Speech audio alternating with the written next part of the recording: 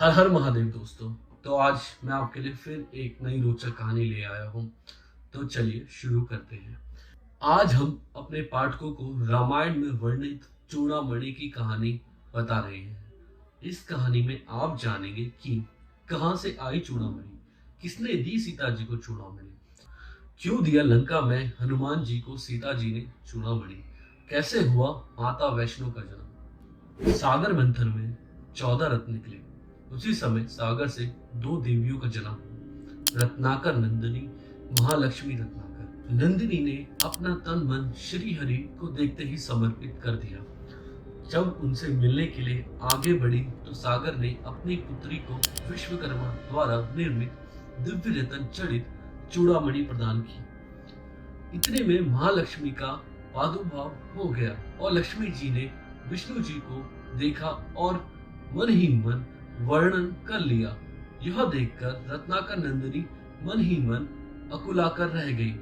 सबके मन की बात जानने वाले श्री हरि रत्नाकर नंदिनी के पास पहुंचे और धीरे से बोले, मैं तुम्हारा भाव जानता हूँ। पृथ्वी का भार निर्वित करने के लिए जब मैं अवतार ग्रहण करूंगा तब तब तुम मेरी संहारणी शक्ति के रूप में धरती पर अवतार लोगी।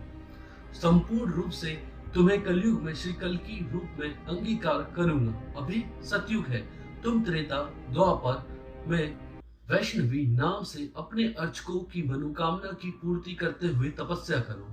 तपस्या के लिए विदा होते हुए रत्नाकर नंदिनी ने अपने केश पास से चूड़ामणि निकालकर निशानी के तौर पर श्री विष्णु जी को दे दिया। वहीं पर साथ में इंद्रदेव खड़े थे।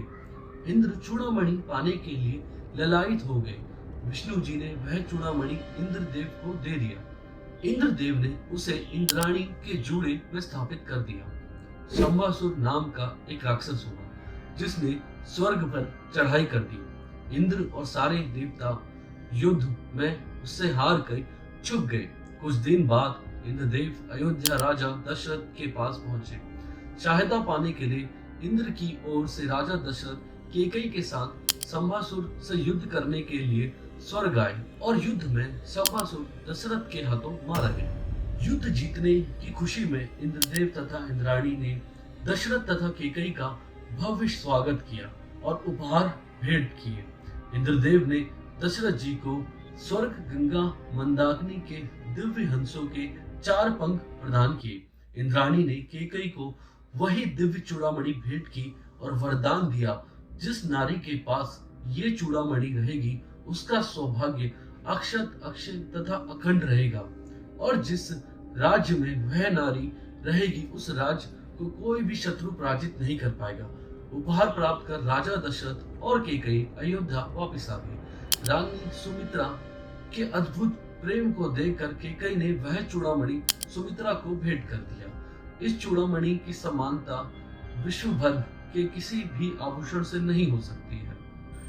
जब श्री राम जी का विवाह माता सीता के साथ संपन्न हुआ, सीता जी को ब्याह कर श्री राम जी अयोध्या आए। सारी रीति रिवाज संपन्न हुए। तीनों माताओं ने मुंह दिखाई की प्रथा निभाई। सर्वप्रथम रानी सुमित्रा ने मुंह दिखाई में सीता जी को वही चूड़ामणि प्रदान करी। कैकेयी जी ने सीता जी को मुंह दिखाई में कनक भवन प्रदान किए। अंत में कौशल्या जी ने सीता जी को मुंह दिखाई में प्रभु श्री राम का हाथ सीता जी के हाथ में सौंप दिया। संसार में इससे बड़ी मुंह दिखाई और क्या होगी। जनक जी ने सीता जी का हाथ राम को सौंपा और कौशल्या जी ने राम का हाथ सीता जी को सौंपा। राम की महिमा राम ही जाने। हम जैसे तुच्छ दीनहीन अज्ञानी व्यक्ति कौशल्या की सीता राम के प्रति ममता का बखान नहीं कर सकते। सीता हरण के पश्चात माता का पता लगाने के लिए जब हनुमान जी लंका पहुंचते हैं, हनुमान जी की भेंट अशोक वाटिका में सीता जी से होती है। हनुमान जी प्रभु की दी हुई मुद्रिका सीता माता को देते हैं और कहते हैं, मातु मोहि दीजे कछु चीन्हा जैसे रघुनायक, मोहि दीन्हा चूड़ामणि उतारी, तब दयु हर्ष समेत पवन सुत लयो। सीता जी ने वही चूड़ामणि उतार कर हनुमान जी को दे दिया। यह सोचकर यदि मेरे साथ ये चूड़ामणि रहेगी तो रावण का विनाश होना संभव नहीं है।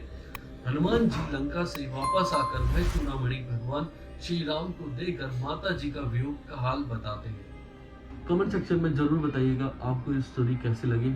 हमारे 1000 सब्सक्राइबर्स कंप्लीट होने वाले हैं। अगर आपको ये कहानी पसंद आई हो तो चैनल को सब्सक्राइब करना ना भूलें, वीडियो को लाइक करना ना भूलें और शेयर करना तो बिल्कुल मत भूलिए। मिलते हैं अगली किसी रोमांचक कहानी के साथ। जब तक के लिए जय श्री राम।